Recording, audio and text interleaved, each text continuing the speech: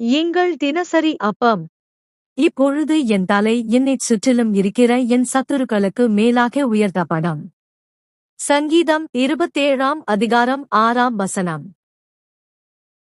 பிரியமானவர்களே, சில மனிதர்களின் சூழ்ச்சிகள் நீங்கள் உயர்ந்துவிடக் கூடாது என்று உங்களுக்கு விரோதமாக தந்திரமாய் சூழ்ச்சி செய்து கொண்டிருக்கலாம். உங்களை பற்றி அநேக மனிதர்களிடம் குறை பேசி உங்களுடைய நற்பெயரை கெடுக்கும்படிக்கு யார் எழும்பினாலும் கவலைப்படவும் கலங்கவும் வேண்டியதில்லை.